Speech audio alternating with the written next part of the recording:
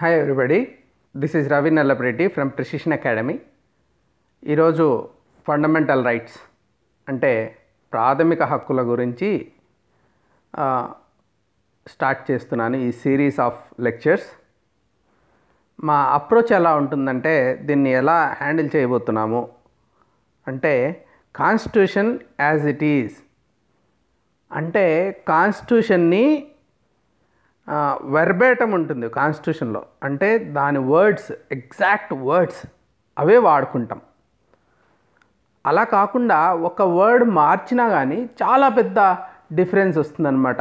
ఒక్కొక్క వర్డ్ గురించే ఎంతో చర్చలు జరుగుతుంటాయి సుప్రీంకోర్టులో, ఎంతో కేస్ లాస్ మీద ఒక్కొక్క వర్డ్ మీదనే ఉంటుందన్నమాట. అలా కాకుండా మనం దాని భావాన్ని మాత్రమే తీసుకుంటా పోయామంటే ఒరిజినల్గా వర్డ్స్ ఏమున్నాయి అనేది కూడా మనకు తెలియాలి. అలా ఎందుకు అంటే నేను భగవద్గీత చదివినా కానీ ఒరిజినల్ శ్లోకంలో ఏముంది అని చూస్తాను. సో ఒరిజినల్ అది ఏమాత్రం ఒక వర్డ్ మార్చినా కానీ మీనింగ్ మారిపోతుంది. సో చాలామంది దాని మీనింగ్ మాత్రమే తెలుసుకుంటూ ఉంటారు. అప్పుడేమవుతుంది, లక్ష్మీకాంత్ కావచ్చు, లేకుంటే తెలుగులో ఏమైనా పుస్తకాలు ఉండొచ్చు, మీ కృష్ణారెడ్డి ఉండొచ్చు, ఏదైనా ఉండొచ్చు. అయితే వాళ్ళ భావం మాత్రమే మనం తెలుసుకుంటే అదంతా కొంచెం ఎక్స్ట్రా రాయొచ్చు, కొంచెం మాడిఫై చేయొచ్చు, ఎక్స్ప్లెనేషన్స్ ఉంటాయి. అదంతా ఒరిజినల్ కాన్స్టిట్యూషన్లో ఉందేమో అనుకుండే భ్రాంతిలో ఉంటాం. అలా ఉండకూడదు. కాబట్టి ఒరిజినల్ కాన్స్టిట్యూషన్లో ఉన్న ఆర్టికల్స్ అన్నిటినీ ఆర్టికల్ నెంబర్సు, దాని వర్డింగ్ అదంతా కూడా నేను ఎక్స్ప్లెయిన్ చేయడం జరుగుతుంది. So every word in the constitution is important. One need to read the constitution at least once. All the important articles అయినా కానీ మొత్తం మనం ఒక్కసారన్నా చదివి అర్థం చేసుకోవాలి. ఇదేమీ బ్రహ్మ విద్య కాదు, చదివితే అర్థమవుతుంది. సో నేను చదివి ఎక్స్ప్లెయిన్ చేస్తూ పోతాను ఆర్టికల్స్ అన్నిటినీ. ఇది ఒక మంత్రంలాగా భావించండి మీరు. మంత్రంలో మనము మంత్రాన్ని జపించేటప్పుడు, ఇప్పుడు గాయత్రి మంత్రం జపిస్తున్నామంటే గాయత్రి మంత్రమే చెప్తాం తప్పించి ఏమీ వేరే దాని భావాన్ని జపించం కదా. అలాగే ఒక డెఫినిషన్ ఉంటుంది, డెఫినిషన్స్ యాజ్ ఇట్ ఈస్ నేర్చుకుంటాం కదా.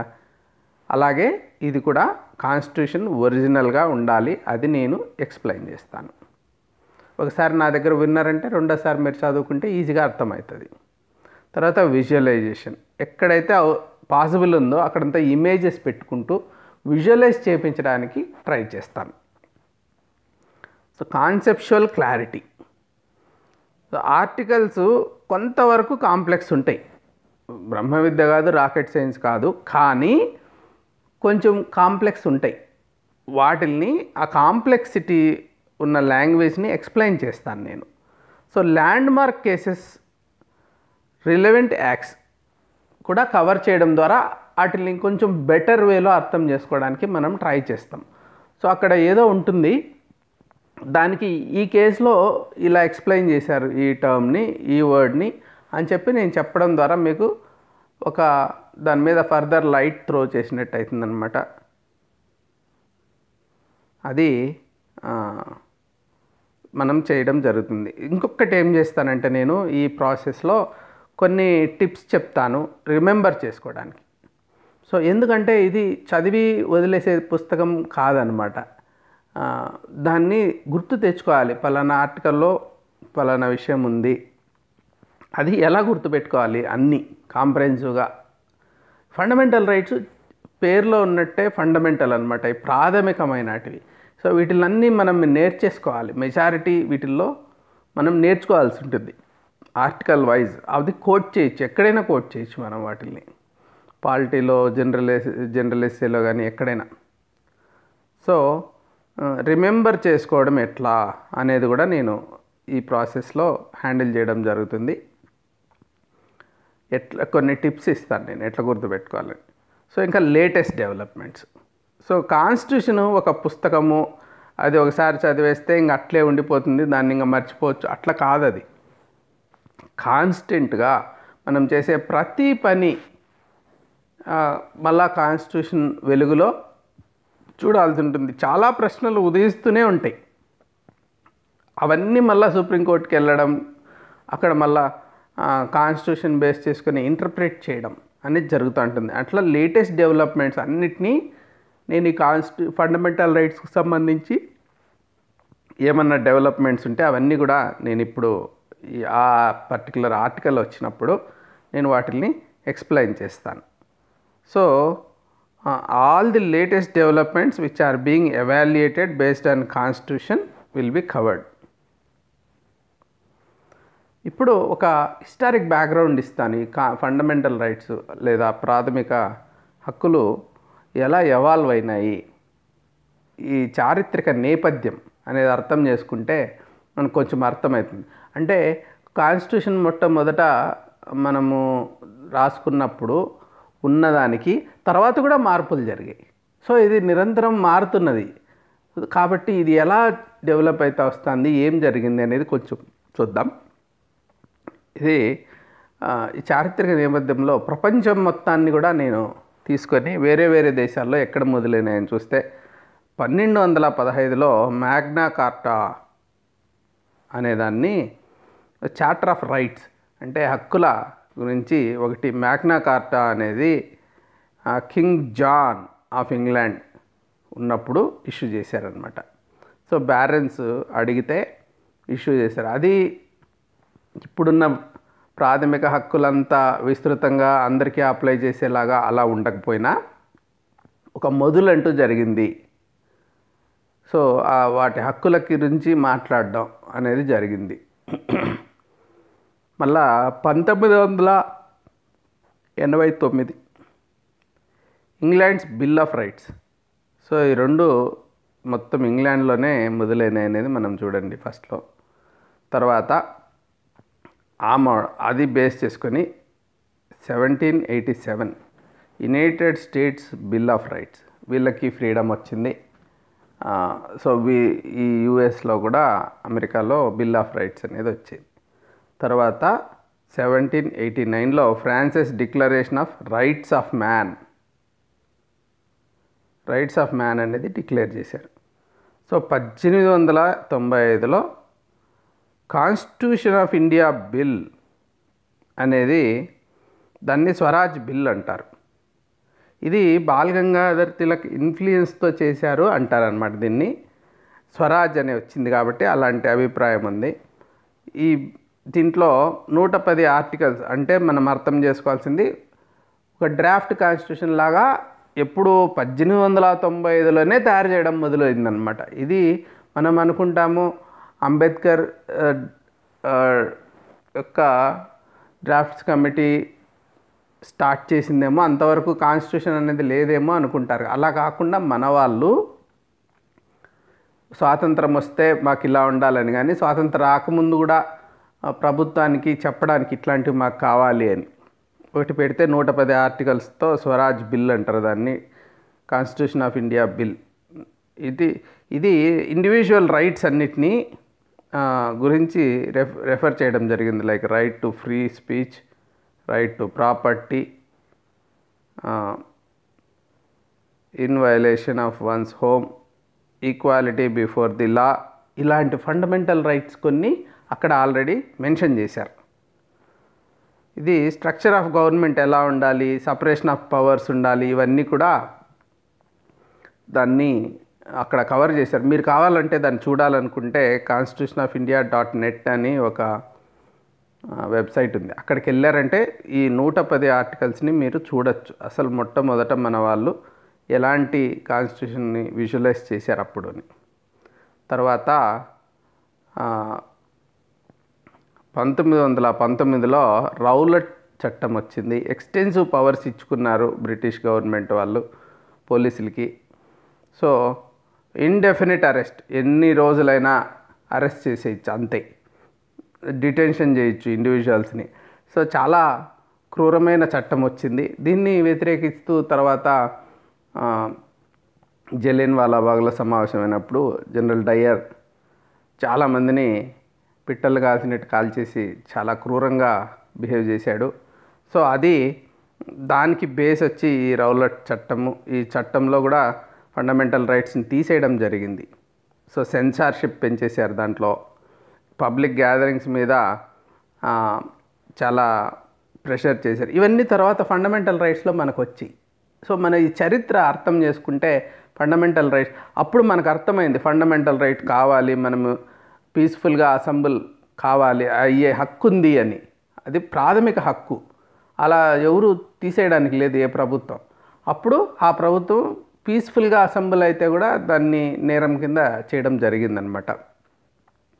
ఈ మీడియా సెన్సార్షిప్, సో పబ్లికేషన్స్ మీద సెన్సార్షిప్, ఇవన్నీ కూడా తర్వాత మనము ఫండమెంటల్ రైట్స్లో చేర్చుకున్నాము. అది నేను ఒక్కొక్క ఆర్టికల్ వచ్చినప్పుడు ఎక్స్ప్లెయిన్ చేస్తాను. 1920లో నాన్ కోఆపరేషన్ మూవ్మెంటు గాంధీ గారు స్టార్ట్ చేశారు. అప్పుడు కూడా ఇవన్నీ కూడా ఈ హక్కులు కావాలి అనేది అక్కడ ఒక భాగం అన్నమాట. 22లో Mahatma Gandhi rights of people గురించి ఒక ఆర్టికల్ రాశారు యంగ్ ఇండియాలో, ఇలా ఉండాలి అని. తర్వాత 1925లో కామన్వెల్త్ ఆఫ్ ఇండియా బిల్ అనేది ఒకటి తీసుకొచ్చారు. తేజ్ బహదూర్ సప్రు దానికి ఆ కన్వెన్షన్కి చైర్మన్గా ఉన్నారనమాట, తేజ్ బహదూర్ సప్రు. ఇప్పుడు కొంతమంది మొట్టమొదటి నుంచినే ఈ కాన్స్టిట్యూషన్ ఎలా ఉండాలి అనేది చేస్తూ వచ్చారు. తర్వాత వీళ్ళందరూ కూడా కాన్స్టిట్యూషన్ డ్రాఫ్ట్ చేసేటప్పుడు కాన్స్టిట్యూంట్ అసెంబ్లీలో వీళ్ళు పార్ట్ ఉన్నారనమాట చాలామంది. సో ఈ ఎక్స్పీరియన్స్ అంతా అక్కడ మళ్ళీ యూస్ అయింది. కన్సిస్టెడ్ ఆఫ్ 256 మెంబర్స్, అంతమంది కలిసి దీని మీద చర్చ చేశారు. 127 ఆర్టికల్స్ ఆర్గనైజ్ చేశారు వాళ్ళు. 10 చాప్టర్స్ పెట్టుకున్నారు దాంట్లో. It red like A full fledged constitution and was comprehensive. ఇది 1925ది ఒక కాంప్రహెన్సివ్గా ఉంది, ఒక కాన్స్టిట్యూషన్ అనే ఫీలింగ్ వస్తుంది అని చదివితే మనకి. దాంట్లో ఫండమెంటల్ రైట్స్ సెక్షన్ కూడా ఉంది. రైట్ టు ఎలిమెంటరీ, అక్కడ ఫండమెంటల్ రైట్స్లోనే ఎడ్యుకేషన్ కూడా, రైట్ టు ఎడ్యుకేషన్ అనేది కూడా మెన్షన్ చేశారు వాళ్ళు. ఇప్పుడిప్పుడే మనము ఉన్న ఎగ్జిస్టింగ్ ఫండమెంటల్ రైట్స్లో విద్యా హక్కు అనేది మనం ఇప్పుడు హిడెన్గా దాన్ని ఇంటర్ప్రెట్ చేస్తున్నది వాళ్ళు ఎక్స్ప్లిసిట్గానే చెప్పారు. Freedom of expression, gender equality కూడా అక్కడ మాట్లాడడం జరిగింది. లింగ సమానత్వం, నాన్ డిస్క్రిమినేషన్, ఇవన్నీ కూడా 1925 కామన్వెల్త్ ఆఫ్ ఇండియా బిల్లో ఉన్నాయి. తర్వాత 1928లో నెహ్రూ రిపోర్ట్, 28 ఆగస్ట్ 1928లో memorandum to appeal for a new dominion status.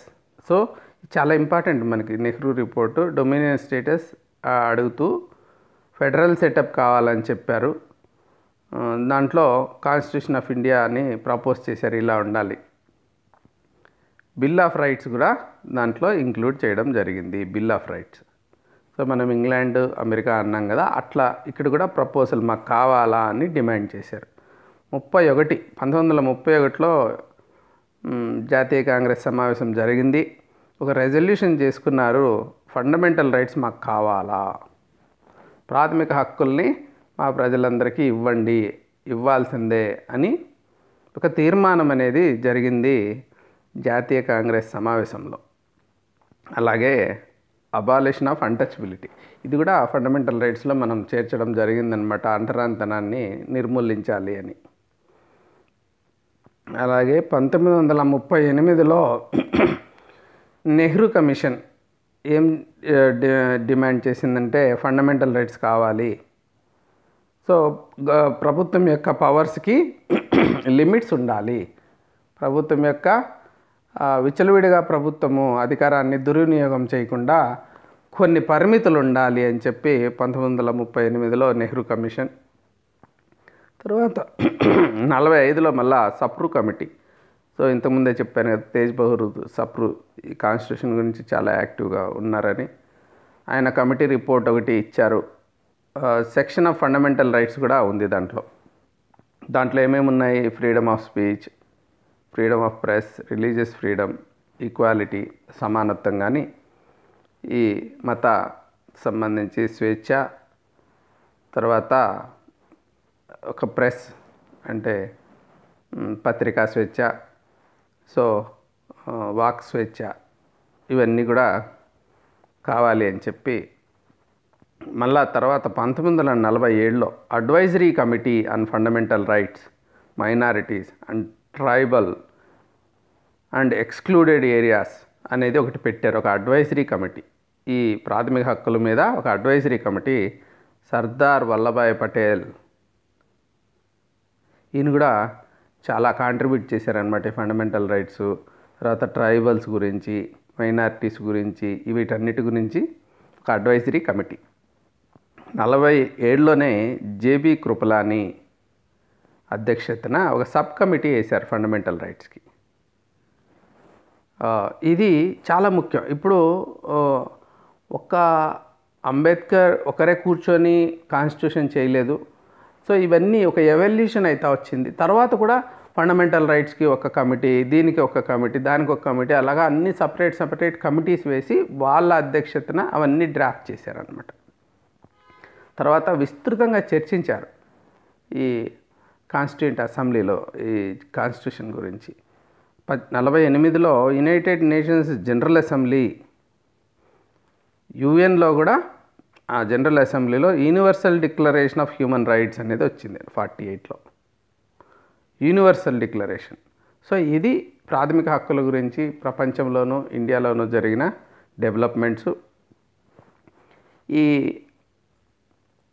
Articles ఏమున్నాయి ముఖ్యంగా ఈ ఫండమెంటల్ రైట్స్లో అని చూస్తే 12, 13 వచ్చేసి జనరల్ సంబంధించినటివి. 13 అనేది ఒక కవచకుండలాల లాంటిది అనమాట, కర్ణుడికి ఒక ప్రొటెక్షన్ ఇస్తుంది ఫండమెంటల్ రైట్స్కి. 14 నుంచి 18 దాకా రైట్ టు ఈక్వాలిటీ, సమానత్వపు హక్కు. 19 నుంచి 22 దాకా రైట్ టు ఫ్రీడమ్, స్వాతంత్రపు హక్కు. 23, 24 రైట్ అగైనెస్ట్ ఎక్స్ప్లాయిటేషన్, దోపిడీ నివారించే హక్కు. 25, 20 నుంచి 28 దాకా right to freedom of religion, మత స్వాతంత్రపు హక్కు. 29, 30 వచ్చి కల్చరల్ అండ్ ఎడ్యుకేషన్ రైట్స్, అంటే సాంస్కృతిక విద్యా హక్కులు.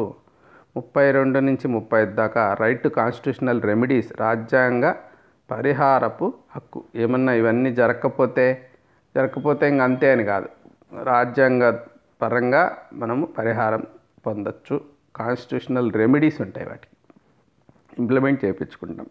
ఇప్పుడు కొన్ని ఫీచర్స్ చెప్తాను ఎలా ఉంటాయి ఫండమెంటల్ రైట్స్ అని. కొన్ని పౌరులకు మాత్రమే ఉంటాయి, ఓన్లీ టు ది సిటిజన్స్. కొన్ని ఏమో అందరు ప్రజలకి ఉంటాయి, నాన్ సిటిజన్స్కి కూడా. సో ఫారినర్స్ అంటే విదేశీయులు కావచ్చు, legal persons like corporations, companies అన్నిటికీ కూడా కొన్ని హక్కులు ఉంటాయి. They are not absolute but qualified, అంటే ఇది కంపల్సరీ ఇంతే, ఇది ఎండ్, దీన్ని మించింది లేదు అట్లేం లేదనమాట. క్వాలిఫైడ్, దాని వల్ల క్లాజెస్ ఉంటాయి.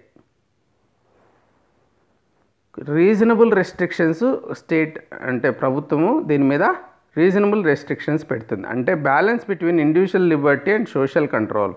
సో ఇండివిజువల్ లిబర్టీ అంటే వ్యక్తికి విపరీతంగా హక్కులు ఇచ్చేస్తే ఎవరి హక్కు అయినా ఎక్కడ ఎండ్ అవుతుంది, వేరే వాడి హక్కుల్ని మనం ఎంక్రోచ్ కానంత వరకే మనకు హక్కులు ఉంటాయి అక్కడ. అందుకోసం అని చెప్పి బ్యాలెన్స్ చేస్తారనమాట. సో కోర్ట్ డిసైడ్ చేస్తుంది whether such restrictions are reasonable or not. So restrictions సమాజం కోసం ఇలా పెట్టాల్సి వచ్చిందన్నప్పుడు అది ఎంత సమంజసంగా ఉంది అనేది కోర్టులు, ముఖ్యంగా సుప్రీంకోర్టు డిసైడ్ చేస్తుంది.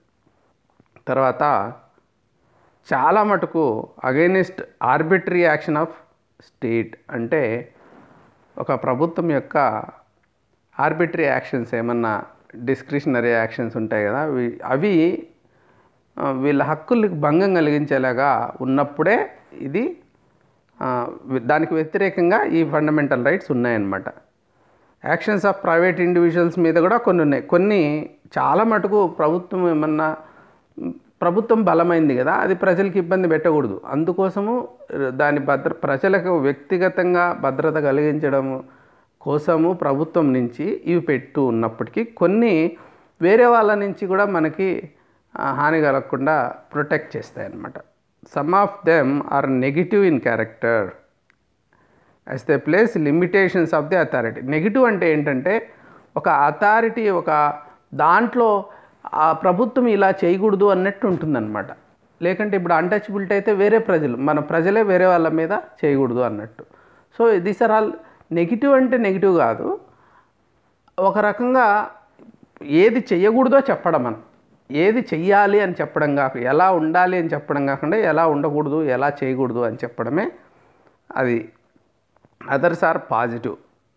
సో కొన్ని ప్రివిలేజెస్ ఇస్తారు. పాజిటివ్ అంటే వీళ్ళకి స్పెషల్ ఫేవర్స్ చేయొచ్చని, వీళ్ళకి ఇలా చేయొచ్చని చెప్పడం అనేది ఒక పాజిటివ్ ఇన్ నేచర్ క్యారెక్టర్ అని అనుకుంటాం అన్నమాట. అలాగే ఇంకా దే ఆర్ జస్టిసబుల్. ఇప్పుడు డైరెక్టివ్ ప్రిన్సిపల్స్ ఉన్నాయి, ఆదేశిక సూత్రాలు, అవి జస్టిసబుల్ కాదు. కోర్టుకు వెళ్ళి మాకు ఇది కావాలి అని అడగడానికి లేదు. కానీ ప్రాథమిక హక్కులు రెమెడీస్ ఉన్నాయని చెప్పాను కదా, వాటిని యూస్ చేసుకొని ఆర్టికల్ 32 వాటిని మనము జస్టిసబుల్, కోర్టుకు వెళ్ళి మనకు పరిహారం పొందొచ్చు. Allowing persons to move the court for their enforcement on violation. ఇవన్నీ చాలా ముఖ్యమైనవి, ఫండమెంటల్ ఫీచర్స్. ఇవన్నీ గుర్తుపెట్టుకోవాలి, ఎగ్జామ్స్లో కూడా మీకు ఇవన్నీ వస్తాయి. They are defended and guaranteed by the supreme court. ఇది మెయిన్స్ క్వశ్చన్ కూడా రావచ్చు, వాట్ ఆర్ ది ఫీచర్స్ అని. లేకుంటే ప్రిలిమ్స్లో కూడా are they justiciable or not అన్న పాయింట్ బేస్ చేసుకొని కూడా అడగచ్చు. They are not permanent and so the parliament can curtail or repeal them but only by constitutional amendment act without affecting the basic structure of the constitution. ఇదంతా నేను చాలా డీటెయిల్డ్గా తర్వాత explain చేస్తాను.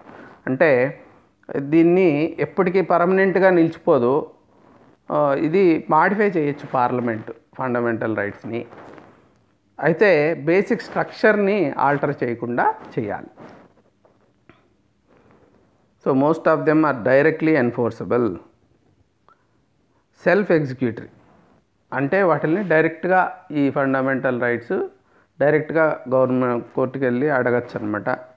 While few of them can be enforced on the basis of law made for giving effect to them. కొన్నిటి కోసం అని చెప్పి మళ్ళీ పార్లమెంట్లో డీటెయిల్డ్గా చట్టాలు చేయడం జరిగింది, వాటి ద్వారా ఎన్ఫోర్స్ అయితే.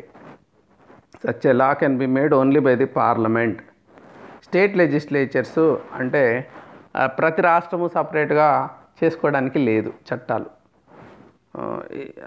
ఓన్లీ పార్లమెంట్ మాత్రమే చేయాలి. ఎందుకు అట్లా చేస్తున్నాం ఇండియాలో అంటే యూనిఫామిటీ ఉంటుంది కదా అని చెప్పి కంట్రీ మొత్తము అలా చేస్తాం. So thank you for joining. మిగిలిన సిరీస్లో కూడా ఒక్కొక్క లెక్చర్లో ఒక 2 ఆర్టికల్స్ కానీ 3 ఆర్టికల్స్ కానీ అలా తీసుకొని చాలా డీటెయిల్డ్గా ఎక్స్ప్లెయిన్ చేయడం జరుగుతుంది. అదంతా మీరు వినండి. వింటే ఈ ప్రాథమిక హక్కుల గురించి సంపూర్ణమైన అవగాహన అనేది వస్తుంది. ప్రిలిమ్స్ మెయిన్స్ రెండింటికి పనికొస్తుంది. ప్లస్ ఇదంతా మనం కంపల్సరీగా చదవాల్సిన పుస్తకం ఇది. ఎందుకంటే ఒక నిధి, మన ఫాదర్స్, మన పూర్వీకులు, స్వాతంత్ర సమరయోధులు మన కోసం ఇచ్చిన నిధి అన్నమాట. దీన్ని మనం ఏంటి దీంట్లో ఉందో తెలుసుకోకంటే మనం వాటిని మిస్ అయిపోవడం జరుగుతుంది. వాటిని రక్షించే బాధ్యత కూడా మనకుంది. కాబట్టి కంపల్సరీగా అన్ని లెక్చర్స్ మీరు వినండి. Thank you for joining. మీరు PressionAcademy.inకి వెళ్ళి రిజిస్టర్ చేసుకోవచ్చు. అలాగే 81010101 405060కి ఫోన్ చేసి ఏమైనా డీటెయిల్స్ అడగచ్చు. 85 నా వాట్సాప్ నెంబర్, దానికి మీరు వాట్సాప్ చేసి ఏదైనా డౌట్స్, క్లారిఫికేషన్స్ కావాలన్నా, మెంటర్షిప్ ప్రోగ్రాంలో జాయిన్ కావాలన్నా నాతో చాట్ చేయండి. ఇంతవరకు మీరు ప్రెషన్ అకాడమీ ఛానల్ లైక్ చేయకుంటే లైక్ చేయండి. తర్వాత బెల్ సింబల్ నొక్కితే నోటిఫికేషన్స్ వస్తాయి. Thank you for joining. Have a good day. Bye.